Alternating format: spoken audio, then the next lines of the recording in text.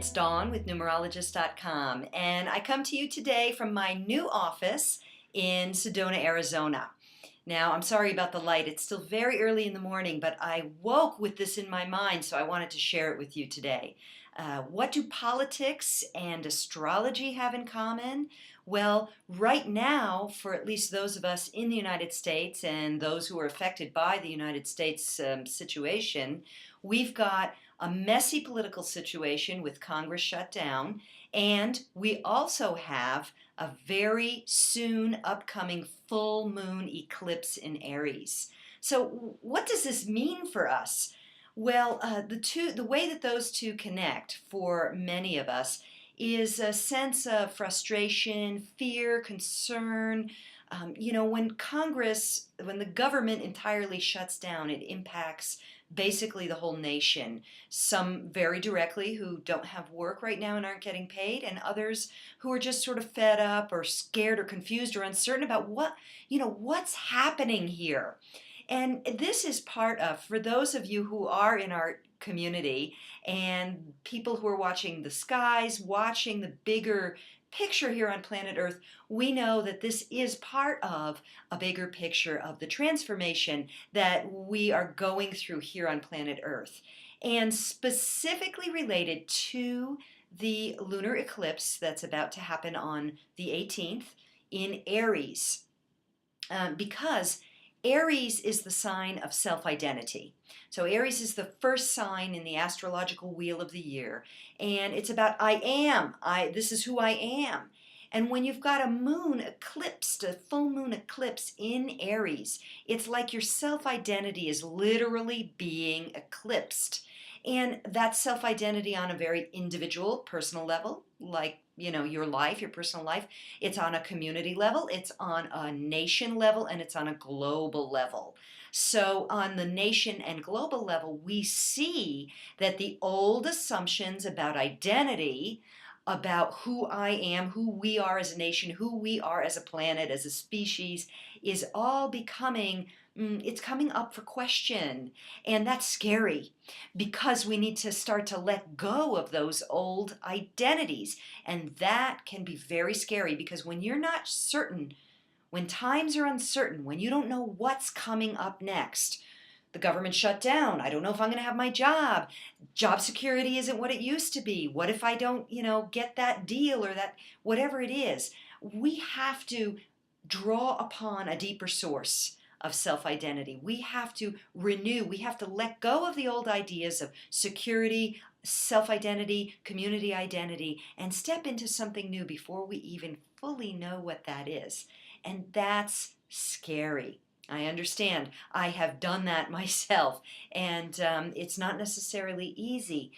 But the lunar eclipse gives us this energetic signature that says, now is the time for you to shed your old identities and to be willing to trust and open to new forms of self-identity. Could be new career, new job, new relationships, just a new inner sense of trust in your greater being, your greater power to create and manifest in your life. So here's a few tips on how to smooth that shedding of the old identity in the face of uncertainty, in the face of an eclipse of the old personality, in the face of weird political situations and financial situations. First of all, the most important thing is whatever you can do to be in the now. And I know that can be kind of maybe a pat phrase or just a trendy phrase these days, but it's really true. The more you worry about your future or feel regret about your decisions in the past, the less you are in this moment now. And please, please, please remember that it is only this now and every single this now that actually creates your future. So if you are in fear in this now, and if you are in frustration, or if you're kind of fed up to here with your government shenanigans, or whatever it is, you're worried, you're stressed, you are actually rolling out or paving out a way with that vibrational signature. And this is exactly what the lunar eclipse is saying, is that we have to shed that old identity about worrying now to prep for the future. No, we have to be in the now, be grateful, and be in our power in this now in order to step into the future we want.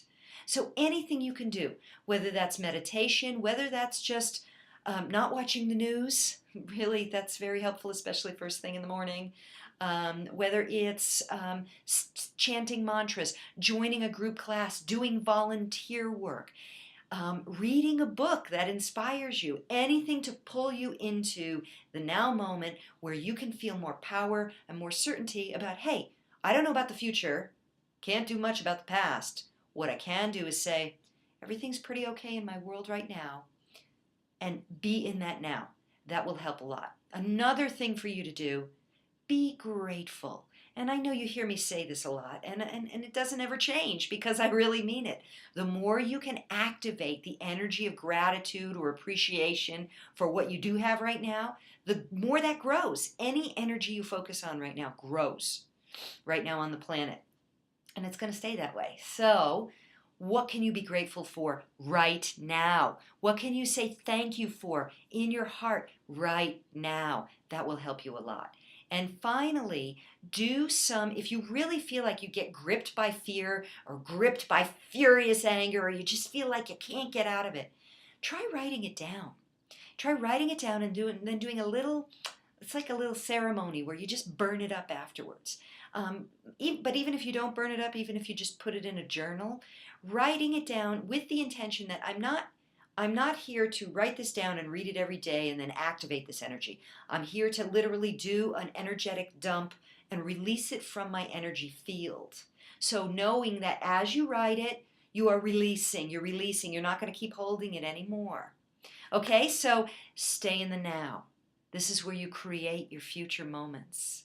Be grateful for what you have. Avoid worrying and fearing about things you can't control. And if you really are gripped by negative emotion that feels like it's just really holding you back, write it out.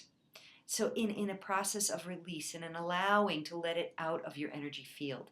Because what we've known as self-identity the world over is now really being eclipsed by a new vibrational frequency. One that can be very positive for all of us for the future.